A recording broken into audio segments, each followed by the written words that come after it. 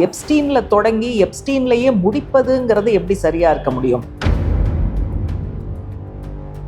இந்தியாவில இருந்து சம்பந்தப்பட்டவங்களும் இருக்காங்க. அது நம்ம கடைசியில வருவோம். சுப்ரீம் கோர்ட் இப்படி சொன்னதுக்கு பிறகு அமெரிக்க நாடாளுமன்றம் வேறு வழி இல்லாமல் எப்ஸ்டீன் ஃபைல்ஸ் டிரான்ஸ்பரன்சி ஆக்ட் அப்படிங்கிற ஒரு சட்டத்தை கொண்டு வந்தது. அதாவது எப்ஸ்டீன் சம்பந்தப்பட்ட எல்லா விவகாரங்களும் வெளிப்படை தன்மையோடு மக்கள் மத்தியில் வைக்கப்பட வேண்டும் என்பதற்கான ஒரு சட்டம். அந்த விஷயங்கள் வெளியிடப்பட்ட பிறகு பல்வேறு நாடுகளில் மிகப்பெரிய கொந்தளிப்புங்கிறது ஏற்பட்டது. இந்த வெளியிடப்பட்ட ஆவணங்களும் முழுமையான ஆவணங்கள் கிடையாது. இந்த ஆவணங்கள்லையும் முழு உண்மை வரல. சிறுமிகள், குழந்தைகள் பரவலாக இவர் கடத்தினாரு. பாலியல் சுரண்டல்ல ஈடுபட்டார். இவர் இந்த மாதிரியான குற்றங்கள்ல எப்போல இருந்து ஈடுபடுறாருன்னா 1980கள் 1990கள் அப்போல இருந்தே இந்த மாதிரியான பாலியல் சுரண்டலுக்காக நிறைய சிறுமிகளையும் குழந்தைகளையும் அவர் நியமனம் செய்ய ஆரம்பித்தார், ரெக்ரூட் செய்ய ஆரம்பித்தார். மியாமி ஹெரால்ட் அப்படிங்கிற பத்திரிக்கை இந்த காலகட்டத்தில் நடந்த பல விஷயங்கள், 2008 நடந்த இந்த ஸ்வீட் ஹார்ட் ப்ளீ அது உள்பட என்ன அண்டர் கிரவுண்டில் சீக்ரெட்டாக நடந்ததுங்கிற விவரங்கள் பூரா அவங்க வெளியில் கொண்டு வர்றாங்க. அதை ஒட்டி 2019 ஜூலையில் எப்ஸ்டீன் கைது செய்யப்படுகிறார். ஆகஸ்டில் சிறைக்குள்ள அவருடைய செல்லில் மர்மமான முறையில் அவர் இறந்து கிடக்கிறார். இவ்வளவு கொடூரமான குற்றவாளியை பாதுகாத்து குற்றத்திலும் ஈடுபட்ட இவர்கள் மீது நடவடிக்கை எடுக்கணும். இந்தியாவை பொறுத்த வரைக்கும் அனில் அம்பானி, ஹர்தீப் சிங் பூரி இவங்கெல்லாம் சேர்ந்து என்ன பண்ணுவாங்க, அவங்களுக்கு இன்கன்வீனியன்ட்டா இருக்கிற விஷயங்கள்லாம் வெளியில வராம பார்த்துக்குவாங்க. நான் உங்களை பார்க்குறேன், அது வரைக்கும் நீங்கள் அந்த தீவில் நீங்கள் ஜாலி பண்ணுங்க, ஹேவ் ஃபன் அப்படின்னு தான் அவர் கொடுத்துருக்காரு. ஜாலி பண்ணுங்க அப்படின்னா தீவை பற்றி தெரியாமல் இருக்குமா? தீவில் நடந்த விவரங்கள் தெரியாமல் இருக்குமா? ஹேவ் ஃபன்னுங்கிறது எங்கேருந்து வருது? அம்பலப்படுத்தப்பட்ட ஆட்களை இதுக்கு மேல அமைச்சர் பொறுப்புல வைத்துக் கொள்வதுங்கிறது ஏற்கவே முடியாத. அவர் உடனடியாக அவரை அமைச்சரவையிலிருந்து வெளியே அனுப்ப வேண்டும் அப்படிங்கிற அந்த வலுவான கோரிக்கையும் சிபிஎம்மால அரசியல் தலைமை குழு அறிக்கையில அது முன்வைக்கப்பட்டிருக்கு. அனைவருக்கும் வணக்கம். பீப்புள்ஸ் டெமோக்ரசி February 16, 22 வாரத்துக்கான தலையங்கம். இன்னைக்கு உலகத்தினுடைய பல்வேறு நாடுகளில், குறிப்பாக அமெரிக்கா மற்றும் ஐரோப்பிய நாடுகளில் பரபரப்பாகவும் கோபத்தோடும் விவாதிக்கப்பட்டு கொண்டு இருக்கக்கூடிய எப்ஸ்டீன் ஃபைல்ஸ், அந்த வழக்கு சம்பந்தமான வெளியிடப்பட்டுள்ள விவகாரங்கள், அது பற்றி தான் தலையங்கம். ஜனவரி 30 அமெரிக்காவினுடைய டிபார்ட்மெண்ட் ஆஃப் ஜஸ்டிஸ் அவங்க எப்ஸ்டீன் ஃபைல்ஸ் அதை முழுமையாக வெளியிடணும் அப்படின்னு முடிவெடுத்து அந்த விஷயங்கள் வெளியிடப்பட்ட பிறகு பல்வேறு நாடுகளில் மிகப்பெரிய கொந்தளிப்புங்கிறது ஏற்பட்டது. யார் இந்த எப்ஸ்டீன் அப்படின்னு சொன்னால், ஜெஃப்ரி எப்ஸ்டீன்ங்கிறது அவருடைய முழு பேர். ஒரு ஃபைனான்சியல் அட்வைசராக தன்னைத்தானே பிரகடனப்படுத்தி கொண்டவர். அதே போல பவர் பெட்லர் அப்படிங்கிற வார்த்தை தலையங்கத்தில் பயன்படுத்தப்பட்டிருக்கு. அதிகாரத்தில் மேல்மட்டத்தில் இருக்கிறவங்க, செல்வாக்கு பெற்ற நபர்கள், இவங்க மத்தியில் கிவ் அண்ட் டேக் அப்படிங்கிற அடிப்படையில் அவர் பல விஷயங்கள்ல புரோக்கராக செயல்பட்டார். இதுதான் எப்ஸ்டீன் யாரு அப்படிங்கிறதுக்கு. அவர் மேல வைக்கப்பட்டு இருக்கக்கூடிய குற்றச்சாட்டுகள் சிறுமிகள், குழந்தைகள் பரவலாக இவர் கடத்தினாரு, பாலியல் சுரண்டல்ல ஈடுபட்டார், சதி செய்தார், இந்த மாதிரியான விஷயங்கள்லாம் வந்திருக்கு. இப்போ இந்த சிறுமிகள், குழந்தைகளை எங்கேருந்து கடத்தினாருங்கிறது ரொம்ப முக்கியம். ஏழை குடும்பங்கள், அவர் வசிக்கக்கூடிய பகுதியில் அண்டை அயல்ல இருக்கக்கூடிய மிக எளிய குடும்பங்கள், அதே போல ஆதரவற்றோருக்கான விடுதிகள், அதிலிருந்து குழந்தைகள், இப்போ இவர்களையெல்லாம் கடத்தி தான் இந்த படுமோசமான பாலியல் சுரண்டல் என்கிற ரேப் உள்ளிட்ட பல்வேறு குரூரமான குற்றங்களை இவர் செய்திருக்கிறார். இப்போ பிரச்சனை என்ன வருது அப்படின்னாக்க, தலையங்கத்தினுடைய துவக்கத்திலேயே அது தெளிவுபடுத்தப்படுகிறது. என்ன, எப்ஸ்டீன் அதில் முதன்மை குற்றவாளி, அதில் ஒன்றும் நமக்கு சந்தேகமே இல்லை. மிக மிக கொடூரமான மனிதாபிமானமற்ற குற்றங்களை அவர் செஞ்சிருக்காரு. ஆனா எப்ஸ்டீன்ல தொடங்கி எப்ஸ்டீன்லயே முடிப்பதுங்கிறது எப்படி சரியா இருக்க முடியும்? பல பத்தாண்டுகளாக எந்த பிரச்சனையும் இல்லாம ஒரு பிரம்மாண்டமான அளவுல ஒரு மிகப்பெரிய நெட்வொர்க்கோட இவர் இவ்வளோ செய்யறாருன்னா, செய்வதற்கு ஊக்கப்படுத்தி அவர் செய்த குற்றங்களிலிருந்து அவரை பாதுகாத்து கொண்டிருந்த சிஸ்டம், அதுல இருக்கக்கூடிய மேல்மட்டத்துல இருக்கக்கூடிய செல்வாக்கு படைத்தவர்கள், இவங்களை பத்தி எல்லாம் பேசாம எப்ஸ்டீனோட கதையை முடிப்பதுங்கிறது நியாயம் அல்ல.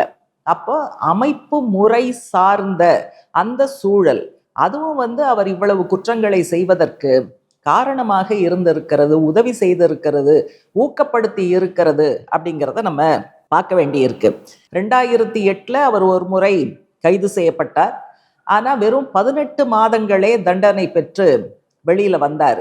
அதுக்கு காரணம் என்ன அப்படின்னாக்க, ப்ராசிக்யூஷனும் டிஃபென்ஸும் டீல் போட்டு மிக குறைவான ஒரு குற்றச்சாட்டை அவரை ஏற்றுக்கொள்ள வைத்து அந்த குற்றச்சாட்டுக்கு தகுந்த குறைவான தண்டனை கொடுத்து அவங்க வெளியில் அனுப்பிச்சிட்டாங்க.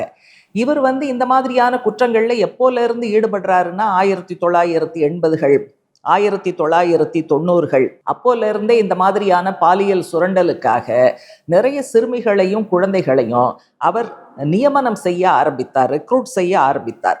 96ல் வெளிவந்த ஒரு அறிக்கையின்படி ஒரு ஆர்டிஸ்ட் FBI கிட்ட புகார் கொடுத்திருக்காங்க. என்னுடைய 2 இளைய சகோதரிகள் மைனர், அவங்களுடைய புகைப்படங்களை அவர் திருடி வைத்து கொண்டு எனக்கு அவர் இழைக்கிற குற்றங்களை எல்லாம் வெளியில சொன்னா அந்த 2 குழந்தைகளையும் பாலியல் ரீதியாக அம்பலப்படுத்துவேன் அப்படிங்கிற முறையில என்னை மிரட்டினாரு அப்படிங்கிற விஷயங்கள்லாம் கூட அவங்க சொல்லியிருக்காங்க. 98ல் தான் இன்னைக்கு நம்ம பேசுறோம் பார்த்தீங்களா, அந்த தீவு, அதோட பேரு லிட்டில் செயின்ட் ஜேம்ஸ். இந்த தீவை அவர் விலைக்கு வாங்குறாரு. 98ல் விலைக்கு வாங்கின பிறகு அவருடைய ஒட்டுமொத்த கிரிமினல் நடவடிக்கைகளும் அந்த தீவை பிரதானப்படுத்தி நடக்கிறது. 2005ல் ஒரு 14 வயது சிறுமி பாம் பீச்சுங்கிற இடத்துல வச்சு எப்ஸ்டீன் என்னை பாலியல் துன்புறுத்தல் செய்தார் அப்படின்னு அவங்க ஒரு புகார் கொடுக்குறாங்க. இதை ஒட்டி விசாரணை நடக்குது. 2006ல் அவர் கைது செய்யப்படுகிறார். அதில் தான் 2008ல் இந்த டீலுங்கிறது ஏற்கனவே நம்ம சொன்னோம். இது இந்த டீல் பேரு என்னன்னு சொல்லப்படுதுன்னு சொன்னா ஸ்வீட் ஹார்ட் ப்ளீ டீல். இந்த ஸ்வீட் ஹார்ட் ப்ளீ அப்படின்னா என்ன அர்த்தம்னா, இது டிஃபென்ஸுக்கும் ப்ராசிக்யூஷனுக்கும் இடையில பல சமயங்கள்ல ரகசியமாக நடக்கக்கூடிய டீல். இந்த ஸ்வீட் ஹார்ட் ப்ளீனாலே என்ன அர்த்தம்னா, அதில் வரக்கூடிய முடிவு என்பது யாருக்கு சாதகமா இருக்கும்னா குற்றவாளிக்கு தான் சாதகமா அமையும். ஒரு பொது நலன் அல்லது பாதிக்கப்பட்டவருடைய நலன் இதையெல்லாம் பின்னுக்கு தள்ளி குற்றவாளிக்கு தண்டனையை குறைப்பதற்கு ரகசியமாக செய்யப்படுகிற டீல் தான் ஸ்வீட் ஹார்ட் ப்ளீ டீல் அப்படின்னு சொல்றோம். அப்படிப்பட்ட ஒரு டீல் 2008ல் நடந்ததன் காரணமாக அவர் செய்த மிகப்பெரிய குற்றங்கள் பின்னுக்கு போய் ஒரு சிறுமியை பாலியல் உறவுக்கு அழைத்ததாக, சொலிசிட்டிங் ப்ராஸ்டிடியூட் அப்படிங்கிற அந்த ஒரே ஒரு குற்றத்தை ஒத்துக்கொள்ள வைத்து அதற்காக ஒரு 18 மாத சிறை தண்டனையோட விஷயம் முடிஞ்சு போச்சு. அடுத்தது 2011ல் இன்னொரு பெரிய குண்டு வெடிக்குது. அதுலேயும் ஒரு பெண் புகார் செய்கிறார், என்னை கடத்தி இளவரசர் ஆண்ட்ரூ அவரிடம் இந்த பாலியல் சுரண்டலுக்காக என்னை அனுப்பினார்கள் அப்படின்னு அவங்க சொல்றாங்க. அப்புறம் அதுல விசாரணை தொடங்குது. 2018ல் மியாமி ஹெரால்டு அப்படிங்கிற பத்திரிக்கை இந்த காலகட்டத்தில் நடந்த பல விஷயங்கள், 2008ல் நடந்த இந்த ஸ்வீட் ஹார்ட் ப்ளீ அது உள்பட என்ன அண்டர் கிரவுண்டில் சீக்ரெட்டாக நடந்ததுங்கிற விவரங்கள் பூரா அவங்க வெளியில கொண்டு வர்றாங்க. அதை ஒட்டி 2019 ஜூலையில் எப்ஸ்டீன் கைது செய்யப்படுகிறார். ஆகஸ்ட்ல சிறைக்குள்ள அவருடைய செல்லுல மர்மமான முறையில் அவர் இறந்து கிடக்கிறார். அது தற்கொலை அப்படின்னு சொன்னாலும் அது ஒரு சந்தேகத்துக்குரிய மரணமாக இருக்கு. யார் வேணா கெஸ் பண்ணலாம். ஏன்னா அவ்வளவு செல்வாக்கு படைத்த நபர்கள் அத்தனை பேரும் அவருடைய வாடிக்கையாளர்களாக இருந்திருக்கிறார்கள். அப்ப அவர் உயிரோடு இருந்து உண்மையை சொன்னால் பல பேருக்கு பிரச்சனை அப்படிங்கிறதுனால வேறு ஏதாவது சதி கூட நிகழ்ந்து இருக்கலாம். அதனால இது சந்தேகமான மரணம் தான் பல இடங்கள்ல பேசப்படுகிறது. எப்ஸ்டீன் இறந்ததற்கு பிறகு இந்த விஷயங்கள்லாம் முடிஞ்சு போச்சா அப்படின்னா இல்லை. எப்ஸ்டீனோட ஒரு மிக நெருங்கிய நண்பர், அவர் மேலேயும் செக்ஸ் டிராஃபிக்கிங் அப்படிங்கிற குற்றச்சாட்டு சுமத்தப்பட்டு விசாரிக்கப்பட்டு 20 ஆண்டுகள் அவருக்கு சிறை தண்டனை அப்படிங்கிறது கிடைக்குது. இந்த வழக்கை ஒட்டி தான் சுப்ரீம் கோர்ட் என்ன சொல்லுதுன்னா, இது இவ்வளோ தூரம் வந்ததுக்கு பிறகு பொதுமக்களுடைய பார்வைக்கு இந்த வழக்கு சம்பந்தமான எல்லா விஷயங்களையும் நீங்க வெளியிடுங்க அப்படின்னு அமெரிக்க உச்சநீதிமன்றம் சொன்ன அடிப்படையில தான் ஜனவரி 30 ஜஸ்டிஸ் டிபார்ட்மெண்ட் அந்த இன்ஸ்ட்ரக்ஷனை கொடுத்தது. அவங்க ஏன் அந்த இன்ஸ்ட்ரக்ஷனை கொடுக்க வேண்டி வந்தது அப்படின்னு சொன்னா, சுப்ரீம் கோர்ட் இப்படி சொன்னதுக்கு பிறகு அமெரிக்க நாடாளுமன்றம் வேறு வழி இல்லாமல் எப்ஸ்டீன் ஃபைல்ஸ் டிரான்ஸ்பரன்சி ஆக்ட் அப்படிங்கிற ஒரு சட்டத்தை கொண்டு வந்தது. அதாவது எப்ஸ்டீன் சம்பந்தப்பட்ட எல்லா விவகாரங்களும் வெளிப்படை தன்மையோடு மக்கள் மத்தியில் வைக்கப்பட வேண்டும் என்பதற்கான ஒரு சட்டம். முதல்ல உச்சநீதிமன்றம் சொல்லுது, அடுத்து நாடாளுமன்றம் இப்படி ஒரு சட்டத்தை நிறைவேற்றுகிறது. அந்த அடிப்படையில் ஜஸ்டிஸ் டிபார்ட்மெண்ட் இன்ஸ்ட்ரக்ஷன் கொடுக்குது. அதுக்கு பிறகுதான் இந்த விவரங்கள்லாம் வருது. லட்சக்கணக்கான இமெயில்ஸ், அதே போல 1000க்கும் மேற்பட்ட வீடியோ கிளிப்பிங்ஸ், புகைப்படங்கள், இது எல்லாமே வெளிவந்திருக்கு. இதில் சம்மந்தப்பட்டவர்கள் பலரும் இந்தியாவிலிருந்து சம்மந்தப்பட்டவங்களும் இருக்காங்க. அது நம்ம கடைசியில் வருவோம். அமெரிக்கா மற்றும் ஐரோப்பிய நாடுகளில் தான் சம்மந்தப்பட்ட செல்வாக்கான ஆட்கள் இருக்காங்க. இது வெறும் அரசியல்வாதிகள் மட்டும் கிடையாது. பாலிசி மேக்கர்ஸ், அதே போல அகடமிக்ஸ், பிஸ்னஸ் ஆண்டர்பிரினர்ஸ். உதாரணமாக பில் கேட்ஸ், இலான் மஸ்க் பேரெல்லாம் நம்ம ரொம்ப கேள்விப்பட்டிருப்போம். அவங்க பேர் உள்பட அடிபடுது. அமெரிக்க அதிபர் ட்ரம்ப்பை ரெஃபர் பண்ணும் போதெல்லாம் எப்ஸ்டீன் என்ன சொல்லி ரெஃபர் பண்ணுறாருன்னா, மை டியர் ஃப்ரெண்ட் அப்படின்னு தான் ரெஃபர் பண்ணுறாரு. கிட்டத்தட்ட வெளிவந்த டாக்குமெண்ட்ல 1,00,000 இடங்கள்ல ட்ரம்ப்போட பேர் my closest friend, my dear ஃப்ரெண்டுங்கிற அடிப்படையில் வந்திருக்கு. அதே போல இஸ்ரேலில் பாதுகாப்புத்துறையோட, இஸ்ரேல் முன்னாள் பிரதமரோட எப்ஸ்டீனுக்கு தொடர்புகள் இருந்த விஷயங்கள்லாம் அந்த இமெயிலில் வந்திருக்கு. இப்போ இந்த விவரங்களை எல்லாம் எங்கேருந்து எடுத்தாங்க அப்படின்னா, எப்ஸ்டீனுக்கு பல வீடுகள் இருக்கு. நியூயார்க்கில் ஒரு பிரம்மாண்டமான மேன்ஷன் இருக்கு. அந்த ஒரு இடத்துல இருந்து தான் எடுத்திருக்காங்க. இன்னும் மற்ற இடங்கள்ல எவ்வளவு ஆவணங்கள் அங்கே வைக்கப்பட்டிருக்கு அப்படிங்கிறது தெரியாது. இன்னொன்று என்ன சொல்லப்படுதுன்னா, இந்த வெளியிடப்பட்ட ஆவணங்களும் முழுமையான ஆவணங்கள் கிடையாது. இந்த ஆவணங்கள்லையும் முழு உண்மை வரல. எதனால் அப்படி சொல்றாங்க அப்படின்னா, வாடிக்கையாளர்களுடைய பெயர்களை குறிப்பிடலாம் அப்படிங்கிறது தான் உச்சநீதிமன்றத்தினுடைய உத்தரவு. ஆனா இந்த ஆவணங்கள்ல எல்லா வாடிக்கையாளர்களுடைய பெயர்களும் குறிப்பிடப்படவில்லை. ஒரு சிலரோட பெயர் தான். அதே போல பாதிக்கப்பட்டவர்கள், விக்டிம்ஸோட பேர் எந்த நேரத்திலையும் குறிப்பிடப்படக்கூடாதுங்கிறது தான் பல நாடுகளில் இருக்கக்கூடிய சட்டம். அமெரிக்க சட்டமும் அதான் சொல்லுது. ஆனா அதை மீறி பாதிக்கப்பட்ட விக்டிம்ஸ், அவர்களில் சிலரது பெயர்கள் இவங்க வெளியிட்டிருக்காங்க. அப்படிங்கும்போது இதுக்கு ஒரு உள்நோக்கம் இருக்கிறது. அதனால என்ன டிமாண்ட் இப்ப அதிகரிக்குதுன்னா, முழு உண்மை வெளிவரணும். இந்த உச்சநீதிமன்றம் சட்டங்கள் எல்லாம் வந்த பிறகு ஒரு போர்ஷனை வெளியிட்டுட்டு இன்னொரு பகுதியை ஏன் நீங்க மக்களுடைய கவனத்துக்கு கொண்டு வரல? அப்ப யாரை பாதுகாக்க, எதை மூடி மறைக்க அப்படிங்கிற கேள்வியும் பலமாக வருகிறது. இப்ப இந்த மாதிரியான விஷயங்களை சொல்லும் போது தலையங்கம் கார்ல் மார்க்ஸ் பற்றிய ஒரு விவரத்தை சொல்லுது. 150 ஆண்டுகளுக்கு முன்னாலேயே மூலதனம், அதுல தொழில் மூலதனம் பற்றிய ஒரு அத்தியாயம்.